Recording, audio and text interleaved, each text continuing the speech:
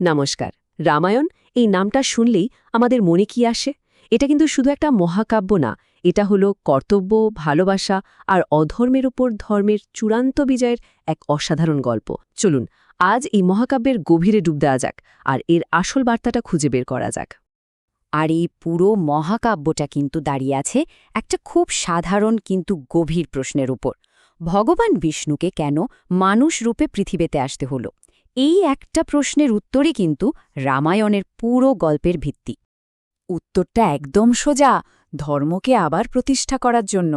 মানে যখন পৃথিবীতে অন্যায়, অবিচার, অধর্ম বেড়ে যায়, তখন মানুষকে সঠিক পথ দেখাতে, ন্যায় আর সত্যকে ফিরিয়ে আনতেই তো ভগবান রামের আগমন ঘটেছিল। তো চলুন গল্পটা শুরু করা যাক অযোধ্যা রাজ্য থেকে। সেখানকার রাজা ছিলেন দশরথ। তার তিনজন রানী থাকা সত্ত্বেও তিনি ছিলেন নিঃসন্তান। আর এটা রাজ্যের ভবিষ্যতের জন্য একটা বিরাট চিন্তার কারণ হয়ে দাঁড়িয়েছিল। রাজা দশরথ তখন কি করলেন? তিনি ঋষিদের পরামর্শে এক বিশাল যজ্ঞ করলেন। আর সেই যজ্ঞের আশীর্বাদেই তার ৩ রানীর কোল আলো করে এলেন ৪ জন দিব্যপুত্র।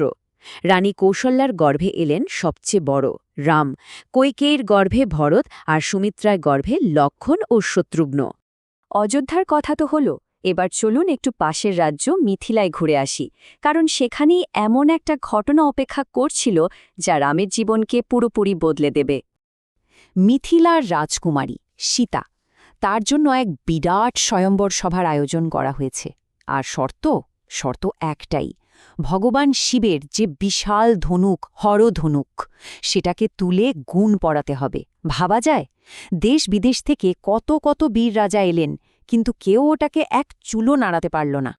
কিন্তু এরপর যখন শ্রীরাম এলেন, কি হলো ভাবুন তো? তিনি যেন অবলীলায় এক হাতেই ধনুকটা তুলে নিলেন, আর তাতে গুণ পড়াতে যেতেই প্রচণ্ড একটা শব্দ করে সেটা ২ টুকরো হয়ে ভেঙে গেল। ব্যাস, এভাবেই সীতাকে জয় করলেন তিনি, আর ফিরে এলেন অযোধ্যায়। সবকিছু তো ঠিকঠাকই চলছিল। অযোধ্যায় রামের রাজ্যাভিষেকের প্রস্তুতি চলছে। ঠিক তখনই গল্পের মোড় ঘুরে গেল। শুরু হল এক গভীর ষড়যন্ত্র। আর এর পেছনে ছিল অনেক বছর আগে রাজা দশরথের দেওয়া ২টো বর। রানী কৈকেয়ী সেই ২টো বরকে কাজে লাগিয়ে এমন ২টো জিনিস চাইলেন যা পুরো রাজ্যকে কাঁপিয়ে দিল। প্রথম বরে তিনি চাইলেন তার ছেলে ভরতের জন্য অযোধ্যার সিংহাসন, আর দ্বিতীয়টা রামের জন্য ১৪ বছরের বনবাস। ভাবুন একবার। কিন্তু রাম, তিনি তো কর্তব্যপরায়ণ, বাবার সম্মান রাখতে একটা কথাও না বলে হাসি মুখে সীতা আর ভাই লক্ষ্মণকে সাথে নিয়ে বনে চলে গেলেন। বনে তাদের জীবন হয়তো শান্তিতেই কাটছিল, কিন্তু হঠাৎই এমন একটা ঘটনা ঘটল যা এই মহাকাব্যের সবচেয়ে বড় সংঘাতের জন্ম দিল। শুরুটা হল রাবণের বোন শূর্পণখাকে দিয়ে। সে রাম লক্ষ্মণের কাছে অপমানিত হয়ে গেল, সোজা তার ভাই লঙ্কার রাজা রাবণের কাছে। আর রাবণ তখন এক ভয়ঙ্কর চাল চালল। সে মারিচ নামের এক রাক্ষসকে পাঠাল একটা মায়াবী সোনার হরিণ সাজিয়ে। সীতা তো সেই হরিণ দেখে মুগ্ধ। রাম গেলেন হরিণটাকে ধরতে, আর ঠিক সেই সুযোগে রাবণ এক সাধুর বেশে এসে সীতাকে অপহরণ করে নিয়ে গেল লঙ্কায়। কিন্তু সীতাকে নিয়ে যাওয়ার সময় জটায়ু নামের এক বিশাল পাখি নিজের জীবনের মায়া না করে রাবণকে আটকানোর চেষ্টা করলেন। কিন্তু রাবণের সাথে যুদ্ধে তিনি পারলেন না। রাবণ তার ডানা কেটে দিল। কিন্তু মরার আগে জটায়ু রাম আর লক্ষ্মণকে বলে যেতে পারলেন যে রাবণই সীতাকে হরণ করে দক্ষিণ দিকে নিয়ে গেছে। সীতাকে হারিয়ে রাম আর লক্ষ্মণ তখন পাগলের মতো ঘুরছেন। ঘুরতে ঘুরতে তারা পৌঁছালেন কিষ্কিন্ধা রাজ্যে। আর সেখানেই তাদের এমন একজনের সাথে দেখা হল যিনি এই যুদ্ধের মোড়টাই ঘুরিয়ে দেবেন। এখানেই তাদের দেখা হল নির্বাসিত বানররাজ সুগ্রীব আর তার সবচেয়ে বড় ভক্ত পবনপুত্র হনুমানের সাথে। রাম সুগ্রীবকে তার হারানো রাজ্য ফিরে পেতে সাহায্য করলেন, আর তার বদলে সুগ্রীব কথা দিলেন তার বিশাল বানর সেনাবাহিনীকে নিয়ে তিনি সীতাকে খুঁজে বের করবেন। তো খোঁজাখুঁজি শুরু হল। বানর সেনেরা খুঁজতে খুঁজতে পৌঁছল দক্ষিণ সমুদ্রের তীরে। কিন্তু সামনে তো বিশাল সমুদ্র, পার হবে কি করে? ঠিক তখনই জাম্ববান হনুমানকে তার নিজের ভুলে যাওয়া দৈব শক্তির কথা মনে করিয়ে দিলেন। আর তারপর পবনপুত্র হনুমান এক লাফে সেই ১০০ যোজন চওড়া উত্তাল সমুদ্র পার করে একাই পৌঁছে গেলেন লঙ্কায়। সোনার শহর লঙ্কায় হনুমান পৌঁছালেন। তার মিশনটা কিন্তু খুব পরিষ্কার।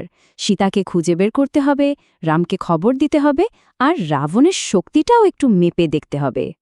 তো প্রথমেই হনুমান অশোক বাটিকা নামের একটা বাগানে সীতাকে খুঁজে পেলেন।